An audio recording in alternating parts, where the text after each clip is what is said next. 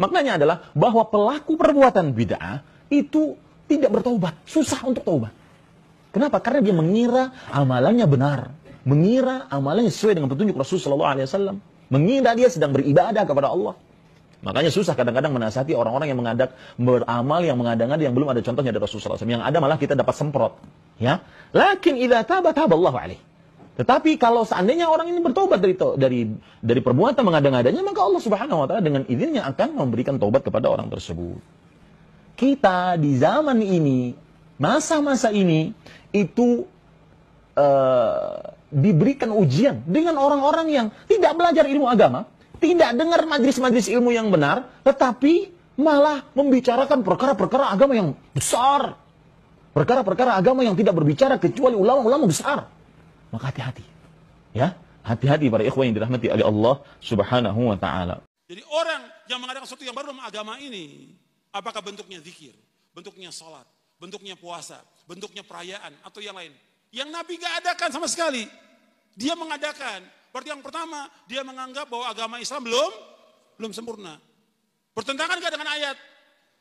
Ayat mengatakan al-yauma akmaltu lakum dinakum wa atmamtu alaikum ni'mati wa raditu lakumul islam dina. Pada hari ini aku telah sempurnakan bagimu agamamu, aku telah cukupkan nikmatku atasmu, dan aku ridho Islam jadi agama. Sempurna agama Islam. Surah Al-Maidah ayat 3. Yang kedua, berarti dia telah menuduh Nabi khianat. Nabi sudah terkenal sebelum jadi Nabi SAW. Dijuluki dengan apa? Al-Amin. Orang yang amanah. Amanah. Hatta barang orang kafir, Nabi kembalikan. Meskipun dia musuh. Amanah Nabi. Apalagi berkaitan dengan wahyu. Nggak mungkin Nabi nggak jelaskan kepada umat ini. Makanya Nabi SAW mengatakan dalam hadis lain, sesungguhnya aku akan mendahului kalian di haud dan menunggu kalian. Dan kata Nabi SAW, haudku seluas pandangan mata. Tempat-tempat wadah minumnya, bejana airnya, itu sebanyak jumlah bintang di langit. Miliaran jumlahnya. Siapa yang minum seteguk, tidak akan pernah haus selamanya. Sumbernya dari surga Firdaus. Juga ada hadis lain yang berbunyi akan datang orang-orang yang aku kenal ke haud. Lalu mereka ditarik oleh malaikat, dimasukkan mau dilempar ke api neraka. Kata Nabi SAW, ya Allah, wahai Tuhanku, ini sahabat-sahabatku. Aku mengenal mereka. Pernah beriman padaku. Maka malaikat berkata, hai Muhammad, sesungguhnya engkau tidak tahu apa yang mereka lakukan sepeninggalmu. Engkau tidak tahu apa yang mereka telah rubah dari ajaranmu. Maka kata Nabi SAW, suhqan, kecelakaan dan kebinasaan. Siapa yang mengubah ajaran yang sudah aku ajarkan sepeninggalku. Ya seperti banyak orang sekarang, subhanallah, kalau diingatkan, jangan Rasulullah tidak buat, nggak apa-apa. Ya sudah, nggak apa-apa, terserah. Tanggung jawab loh. Gitu ya. Apakah pelaku bid'ah diampuni dosanya? Jamaah ingat, semua dosa selain kesyirikan itu ada harapan diampuni. Dan berbicara tentang bid'ah, ingat bid'ah ini bertingkat-tingkat. Ada bid'ah mukaffirah, ada bid'ah yang menyebabkan pelakunya keluar dari Islam. Ya sudah kalau dia melakukan bid'ah yang keluar dari Islam, seperti bid'ahnya yang mengatakan Allah bisa bersatu dengan makhluknya.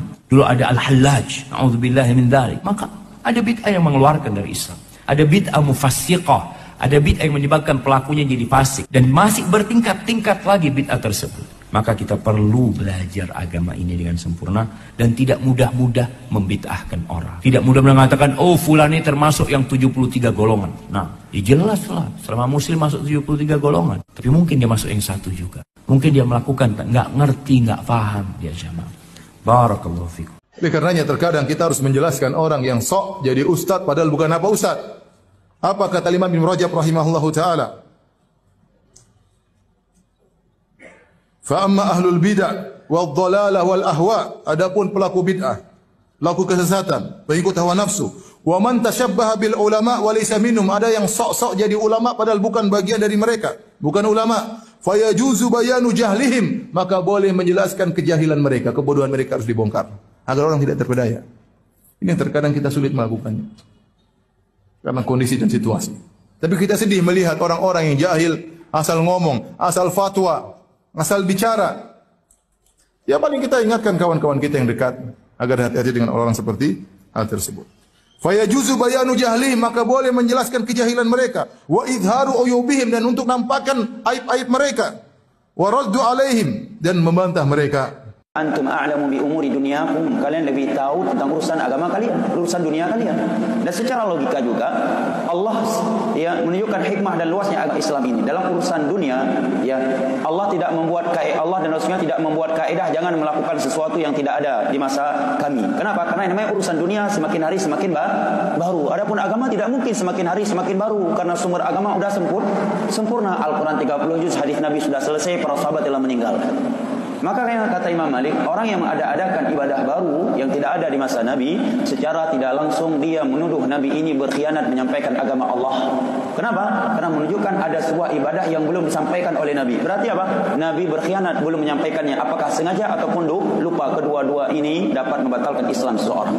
Kalau dia menyatakan Nabi dengan sengaja tidak menyampaikannya, murtad dia karena menuduh Nabi tidak jujur dan tidak amanah. Dan inilah yang ditanamkan oleh Syiah kepada para pengikut mereka. Dan bid'ah ini lebih dicintai iblis dibandingkan dosa besar.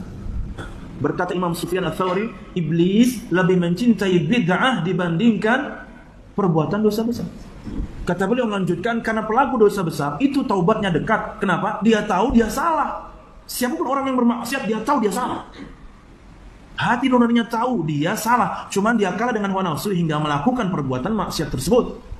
Tapi orang yang melakukan kebid'ahan taubatnya jauh, kata beliau. Kenapa? Karena dia tidak tahu dia sedang melakukan kesalahan. Dia tidak merasa sedang melakukan kesalahan. Makanya kalau Anda nasihati, marah mereka.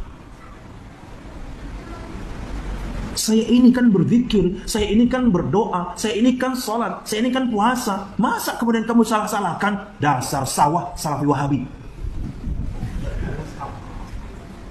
Mentok udah. Allah.